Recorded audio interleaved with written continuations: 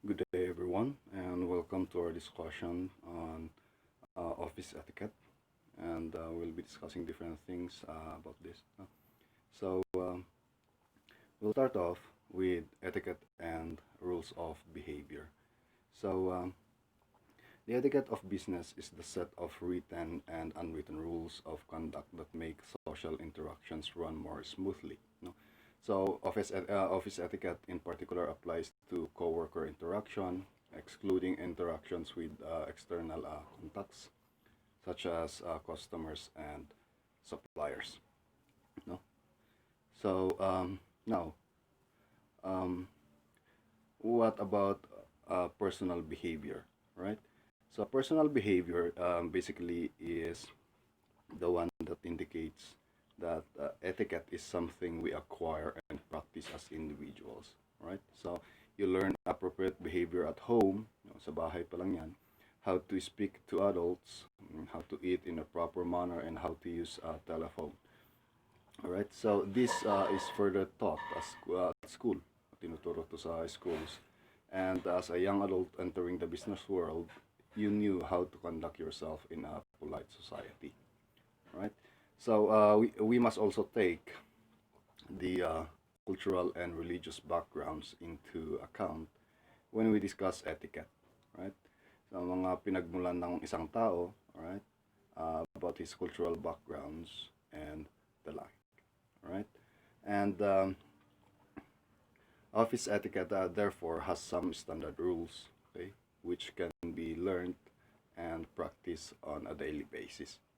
So that's it for personal behavior. Now, what about what we call polite society? So polite society is about order, okay, about respect for others, and about earning their respect in return. So on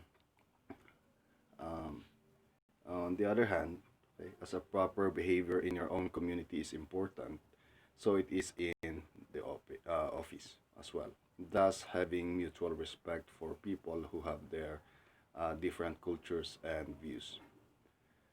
Now, one example for this, no, sa Pilipinas, it's appropriate for us na kumain na nakakamay. No? Kunwari, mayroon tayong mga time na kumakain, budol fight, kamayan yan. And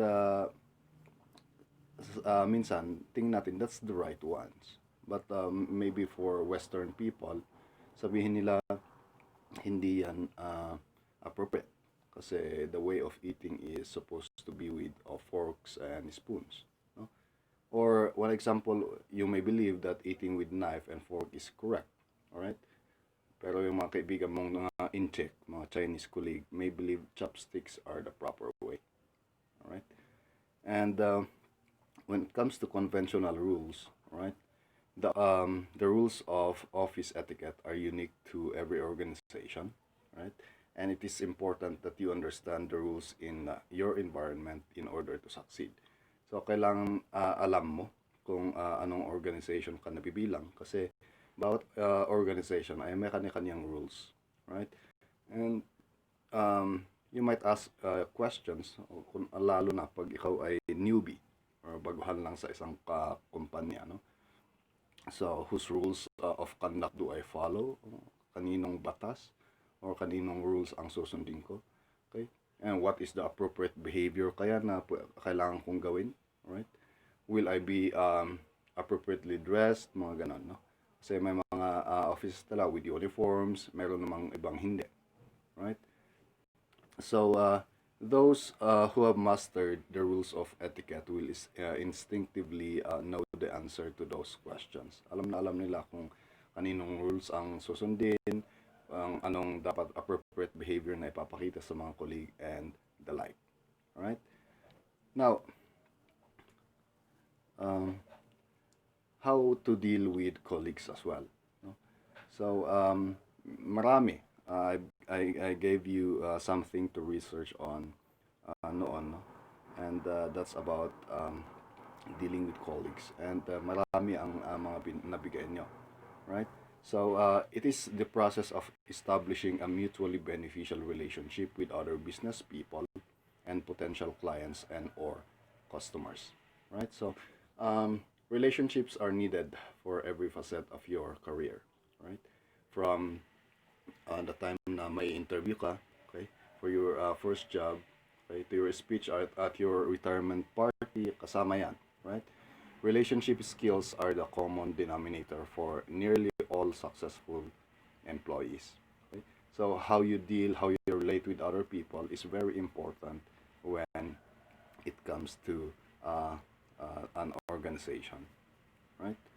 Now, what are the elements of a relationship, right? Um, to begin with, let's take a look at six necessary elements to any positive relationship. No? Perhaps you can assemble a more impressive, more complex list, okay? But these comprise a core from which you can build any relationship, right? Sa una dyan ay yung self-respect, right? To treat yourself as worthy of attention, esteem, regard, and consideration is the first step, okay? So, just as a charity begins at home, respect begins with oneself, okay? You cannot give what you don't have, ika nga, no? Nemulat kod non habit, sabi ng Latin word, na you cannot give what you don't have. Respect yourself, alright? Now, the next one there is a mutual respect, right? This critical element must flow freely through the relationship, okay, from yourself to the other individual and back to you again, right? It must continue for the relationship to be successful. So, when you deal with colleagues, there must be a mutual respect within each other, right? Pangatlo is compassion, right? It's a degree of compassion is necessary in any relationship, even a business relationship that is going to endure past necessity, right? So many relationships based on self-interest without honest compassion can exist briefly, okay, but only for a specific purpose. But compassion assumes a genuine concern for the other and never with an agenda, right? So be compassionate with your colleagues. You treat them properly. And next one there is cooperation. So operating in a joint effort towards a common purpose builds relationship strength as surely as any muscle building activity builds physical strength. Kung ang ikaw ay nag-gym, binibuild mo ang iyong katawan, so as with your organization, to cooperate with other people, with your colleagues, to build a better organization, right? And we hear about building a team from the time we are old enough to play soccer or netball, no? But many of us can't cast it aside when we outgrow the playground. So cooperation, cooperate with other people. Next one is the mutual trust. Meron na tayong mutual respect kanina. So with teamwork comes mutual trust. Okay, it is a reliance based on the truthfulness, character, integrity, and the proven ability of the other individual. Okay, as you experience this over time. So maniwala sa mga kasama, sa mga katrabaho. And the last one is commitment. So it's an agreement, a pledge, and must be a 100% there to count, right? So it's an all of nothing. It's an all or nothing undertaking. So commitment is nothing more than a decision, and like most decisions, it's only difficult if it's avoided. So sitting on a fence has never been comfortable. So once the decision is made, the execution follows along easily, right? So you commit yourself in working with other people. Now, another potential, okay, stumbling block to establishing positive relationships is the assumption that other people view the world in the same way that you do. No? there are many forms of diversity that can lead to misunderstandings and undermine trust. So, marami na minsan tinitingnan natin ang perspective na lahat, kung ang isang bagay ay kaya ng isa, kaya din ng iba. Pero that's not always the case, no? So, this includes communication styles. So, all people do not communicate in the same way. Iba-iba. Alright? So, there are many inventories available to identify differing styles, and we will explore this in more detail later. So, once you understand a person's communication style, okay, this knowledge can lead to respect rather than a conflict. Right? So, kasi nga, iba-iba tayo. How we communicate with our boss, with our co-workers or our colleagues, ay iba-iba. Right? Next there is our nonverbal communication. So, all forms of communication must be considered. Okay? Kahit yung nonverbal pa, kahit hindi sinasabi. By merely looking at their actions or their eye contacts, body language, ay dapat tinitingnan din ito. No? So, this form of communication is less obvious, but hindi natin sinasabing hindi importante. No? So, nonverbal communication includes body language and, of course, minsan sa tone of voice na medyo mataas or medyo mababa. Okay? So, nonverbal communication may differ from the verbal, of course. No? With this additional understanding of what is really being communicated, more effective collaboration is possible. Okay? Collaboration with other workers or the colleagues. Next there is our learning styles. Okay? People learn in different ways. Kaya nga meron binigay ang mga ibang psychologists about multiple intelligence. No? May mga ibang magaling talagang kahit binasa lang ang isang article, okay na. Pero yung iba, hindi. Right?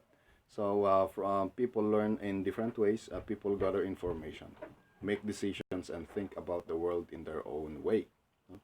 So, appreciating that others experience the world differently from the way that you do means you can be more open to their approach. No? Kung in the future, when you become managers in the future, these are the things that you need to consider as well. All right. Next, there is boundaries. Right. These are the limits you place on the behavior of others around you. Okay. So we all have different needs for personal space. Okay. Psychological walls beyond which we do not allow others. Okay? First, be aware of people's boundaries and then use this understanding to approach them respectfully. Right? So, observing the boundaries of others avoids conflict and strengthens relationship. Okay? Pagrespeto sa personal space ng bawat isa. Okay? Now, we have the differing values. Right? So, this concept can be a little tricky. So, while values need to be identified and respected, there are times when conflicting values can be so different that they cannot coexist on the same team. No?